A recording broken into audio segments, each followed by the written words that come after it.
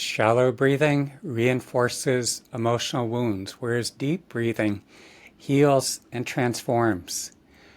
Initially, I thought this was going to be a simple demonstration video, and yet as I continued to work on my notes, it turned into another in-depth article.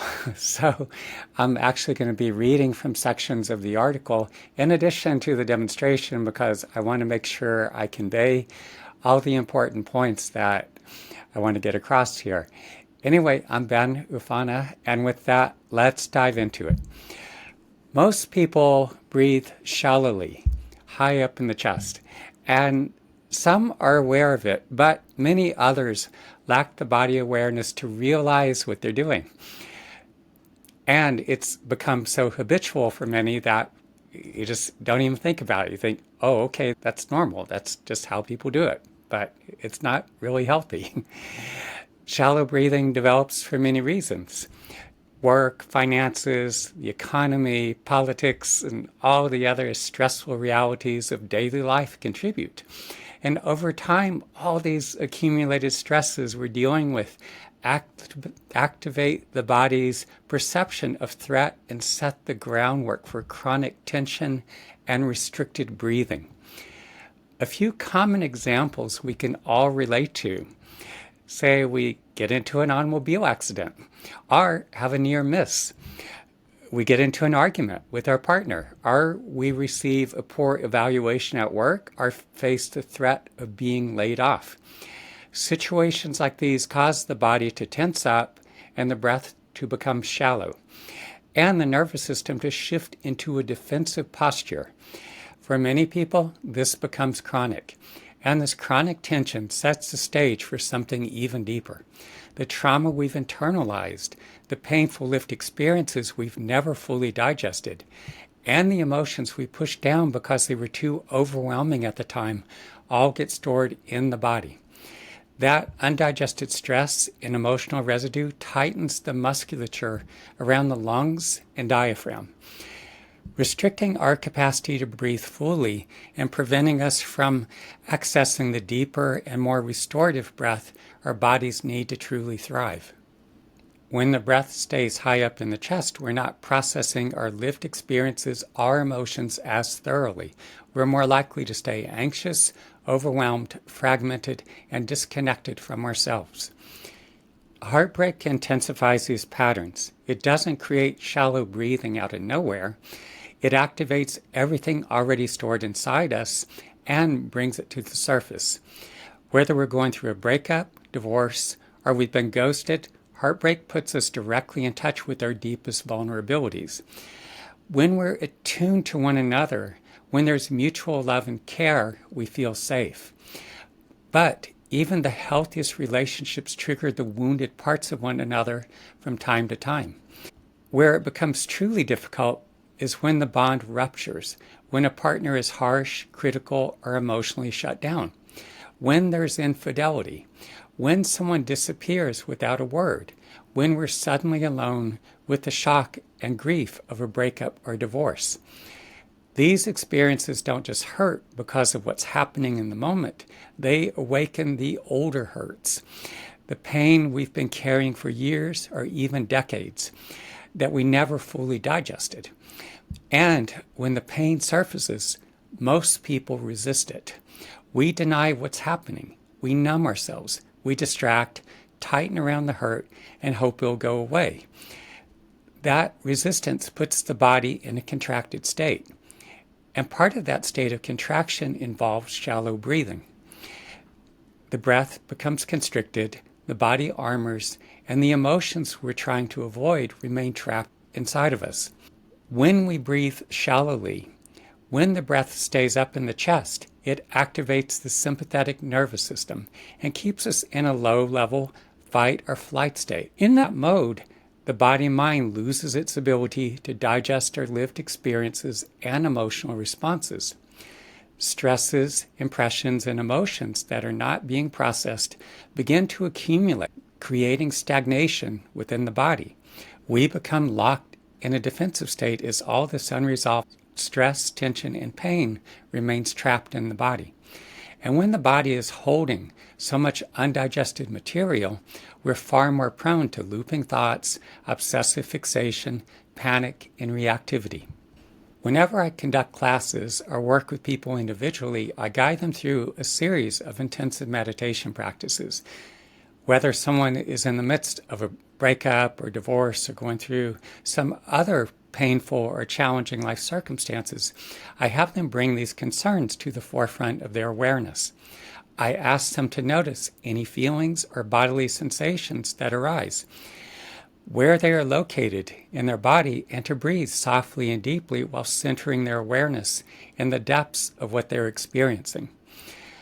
Most are breathing shallowly. Their chest is barely moving. Sometimes it's enough for me to instruct them to slow and deepen their breathing. But in many instances, I have them pause, open their eyes, and I demonstrate how to breathe in a way that allows them to diffuse and then digest their lived experiences and emotional responses. Now here's the demonstration part. I want you to begin by bringing as much awareness as you can to any feelings or bodily sensations that are present at the moment. As you do so, notice where these feelings or sensations are present within your body. Bring as much of your awareness to where you're feeling. Again, whatever sensations or feelings, center your awareness in the depths of what you're feeling. As you do so, begin to breathe very softly and deeply. Now, here's what I'm going to demonstrate, the rate at which I breathe. So follow along with me. Inhale.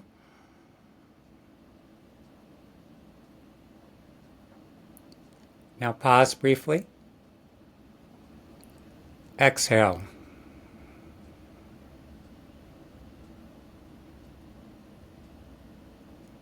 As you inhale, you want to be breathing all the way down to your abdomen. Your abdominal area expands a bit, and then you continue to inhale so that your rib cage, your chest cavity, is also expanding. And then you pause briefly, and then you exhale as slowly as you can, very slowly, softly, exhaling all the way. Pause briefly. Inhale, softly, slowly, deeply as you can, expanding your abdomen, then your rib cage or chest cavity.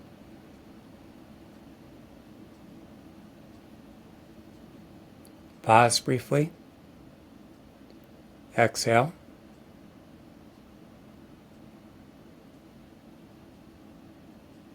Pause. Inhale.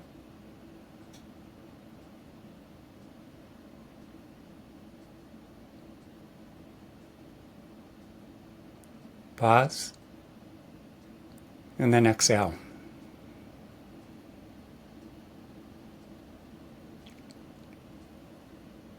And just continue, centering your awareness in the depths of any feelings or bodily sensations, breathing as softly, slowly, and deeply as you can.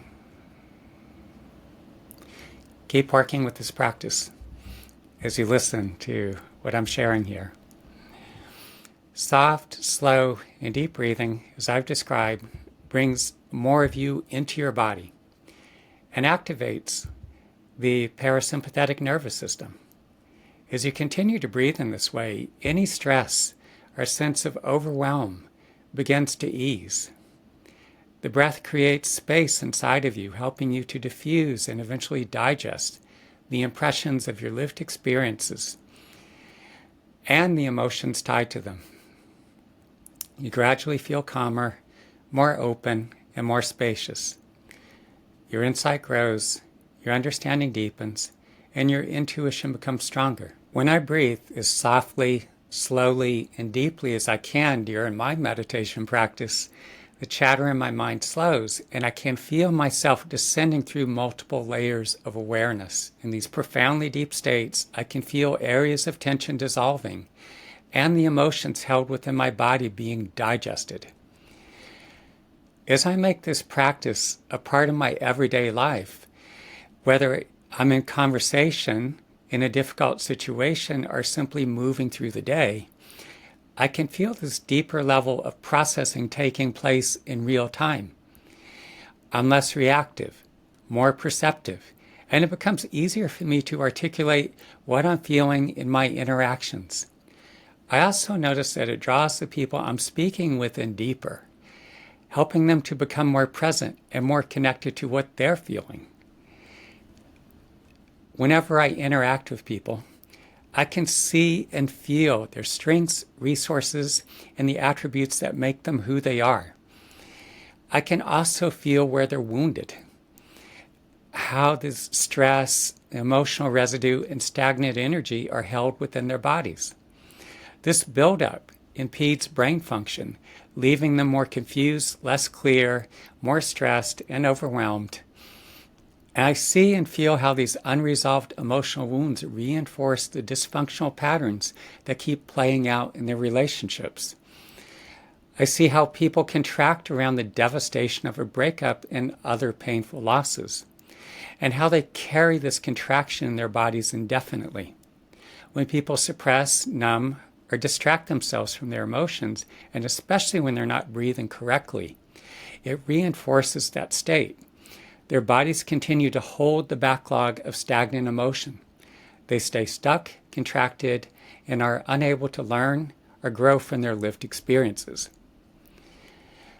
Even when people go through things like deep tissue body work, their bodies often stay rigid and tense. They can't let go of the chronic tension because the emotions creating stagnation and body armor are still trapped inside. I've also found that when someone can't or won't feel and process their emotions, they're nowhere near as responsive to the healing sessions I facilitate. Breakups, divorce, ghosting, and other losses evoke some of the most painful emotions many of us will ever experience in our lives. The pain we feel in the midst of a devastating heartache is often compounded by the pain of other losses we've carried in our bodies for years. When we're in it, consumed by overwhelming emotions day and night, it can feel impossible to find any sense of grounding. During these times, I encourage you to be especially mindful of your breathing. Breathe softly and deeply as I've described. Do this while you sit and practice, as you're drifting off to sleep, and as you move through the moments of your day. Bringing awareness to your breath helps you stay connected to your body and engages your body's own healing intelligence in a way that allows you to soften, diffuse, and digest the shock, grief, fears of abandonment, and other emotions, making them far more workable. The willingness to go to those vulnerable places, to feel what's actually happening inside, requires courage. The more I can guide the people I work with to fully experience the depths of their emotional responses and bodily sensations while breathing softly and deeply, the more malleable and responsive their bodies become. Their system opens, they become far more receptive to the presence working through me, and that's when profound healing and transformation occurs. Trauma, experiences of loss, other stressful or difficult lived experiences, and the emotions tied to them can then be digested and transformed into fuel for growth. As the devastation of a breakup or other painful loss begins to heal, the wounded parts of self mend as well, and the old dysfunctional patterns, especially those connected to unhealthy attachments, start to dissolve. What I often find is that many of these individuals, as they continue to do this deeper work, become more present and engaged, more connected to their inner source. They naturally begin drawing in healthier companions and co-creating relationships that are emotionally nourishing and deeply fulfilling. As you work with this practice, you're awakening the innate healing intelligence residing within your body and mind. And when you combine this way of breathing with the most effective therapeutic interventions, your healing greatly accelerates. As you go about your day, I encourage you to remain mindful of your breathing. Check in with yourself periodically. If you notice you're breathing shallowly, Bring your awareness back into your body and the full range of its feelings and sensations. You can also immerse your awareness in the depths of any neutral or pleasant feelings or bodily sensations that arise. Deepen your breathing. Let it help you to become more present and expand your awareness. The more consistently you do this, the more your body and mind open, and the more you're able to digest your lived experiences and transform the emotions and stresses held in your body. Whether you're in the midst of a breakup or facing challenges in other areas of your life, this practice will make it easier for you to cycle through whatever you're dealing with, so you can learn, heal, and grow from your experience. If anything I've shared speaks to you, I encourage you to go and read the more in-depth article for anything I may have left out. I do offer individual sessions.